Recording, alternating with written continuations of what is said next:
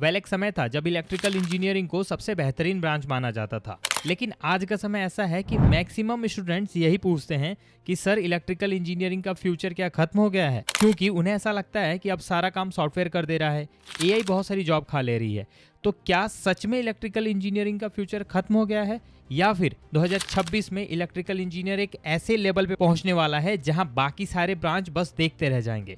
इस वीडियो में मैं तुम्हें डिटेल में इसी का एक कंक्लूजन दूंगा। देखो, केवल राय नहीं है, बल्कि तुम्हें real data, ground reality and future opportunity के साथ बताऊंगा, ताकि तुम डिसीजन ले पाओ कि 2026 में इलेक्ट्रिकल इंजीनियरिंग करियर को चूज करना तुम्हारे लिए बेस्ट डिसीजन है या फिर केवल टाइम वेस्ट। तो अगर तुम किसी भी तरीके से इस ब्रांच से रिलेट करते हो या फिर फ्यूचर में इसकी पढ़ाई करना चाहते हो या करने जा रहे हो, तो इस वीडियो को पूरा देखना, तभी तुम इसका मैक्सिमम बेनिफिट उठा पाओगे। तो चलो बिना किसी देरी के वीडियो के मेन कंटेंट को स्टार्ट करते हैं।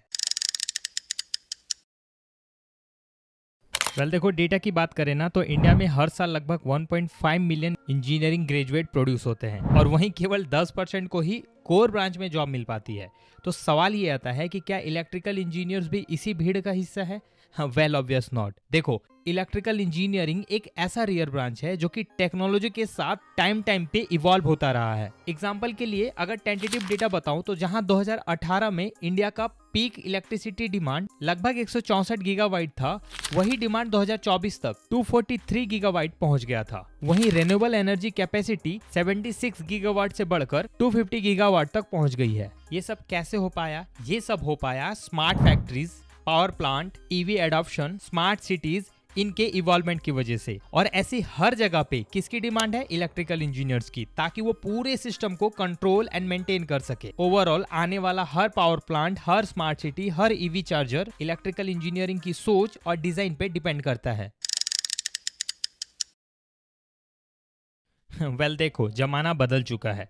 अब इलेक्ट्रिकल इंजीनियरिंग केवल वायर तक सीमित नहीं है, बल्कि टॉप इंडस्ट्रीज में इलेक्ट्रिकल इंजीनियर न्यू टेक्नोलॉजीज के साथ मिलकर काम कर रहे हैं। एग्जांपल के लिए अगर तुम रिन्यूएबल एनर्जी की बात करो, तो इस सेक्टर में solar and wind energy system में ग्रिड इंजीनियर्स की भारी डिमांड है। इन सेक्टर्स में energy storage system, inverter design, smart grid system, ये सब कुछ इलेक्ट्रिकल इंजीनियरिंग ग्रेजुएट्स ही संभालते हैं। सेकेंड डोमेन है ऑटोमोबाइल डोमेन, जिसमें कि इलेक्ट्रिक व्हीकल के बढ़ते ट्रेंड के साथ इलेक्ट्रिकल इंजीनियर की भी डिमांड बढ़ी है।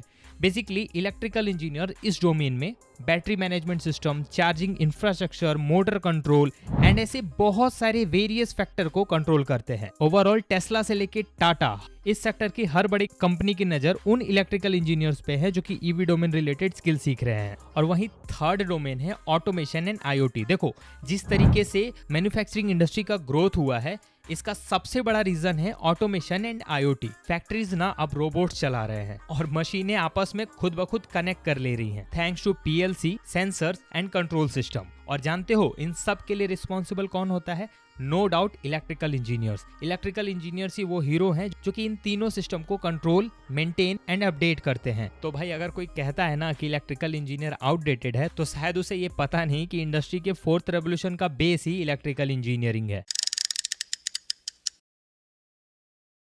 अब आते हैं असली सच पे। ये है इलेक्ट्रिकल इंजीनियर्स की डार्क रियलिटी। देखो, इलेक्ट्रिकल इंजीनियर्स की डिमांड तो है, बट प्रॉब्लम क्या है कि जो कॉलेज तुम्हें सिलेबस पढ़ा रहा है ना, वो बहुत ज़्यादा पुराना है। 10 से 15 साल भी अगर मान के चलो, तो इस बीच में टेक्नोलॉजी बहुत ज़्यादा इवॉल्व हुई है।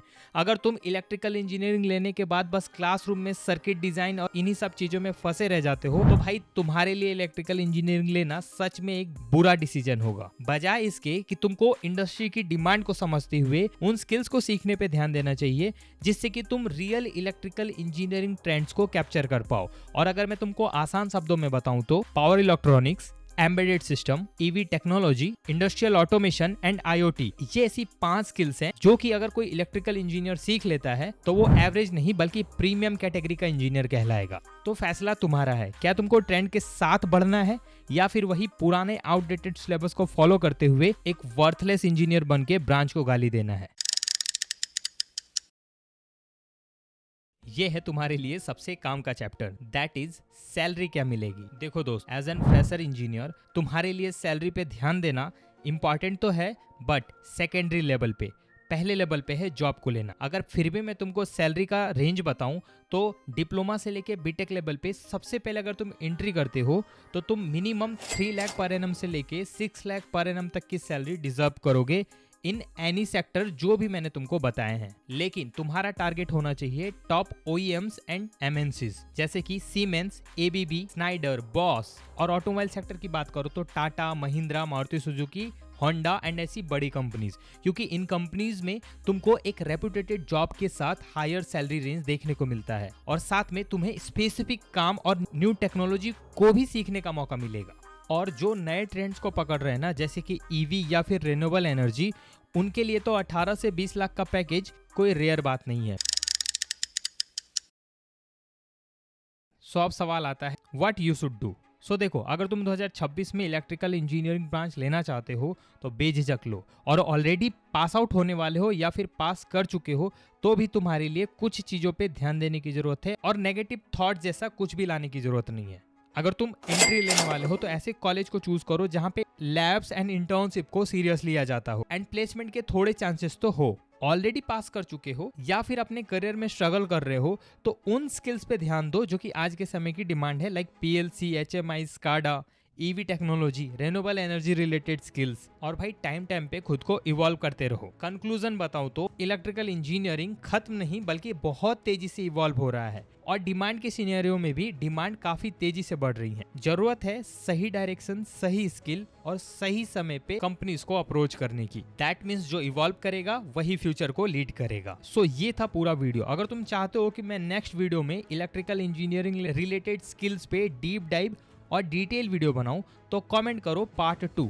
ये वीडियो अच्छी लगी हो तो अपने बैचमेट्स के साथ जरूर शेयर करना ताकि उनकी भी हेल्प हो सके, और एक लाइक जरूर देना। एक bonus tip, renewable energy related skill सीखना चाहते हो तो TPSDI that is Tata power का ये फ्री ट्रेनिंग तुम्हारे काम आ सकता है। इसकी पूरी जानकारी पाने के लिए अभी स्क्रीन पे दिख रहे वीडियो के थंबनेल को देखो, मेरे चैनल पे जाओ या फिर इसका लिंक ऊपर दिख रहा है आई बटन में भी मिलेगा, क्लिक करके पूरा वीडियो देखो, अगले बैच में एडमिशन लो और फ्री में रिन्यूएबल एनर्जी रिलेटेड स्किल सीखो। बाकी तुम्हारी मर्जी। मिलता हूँ एक और इन्फॉर्मेटिव वीडियो के साथ, तब तक के लिए थैंक यू।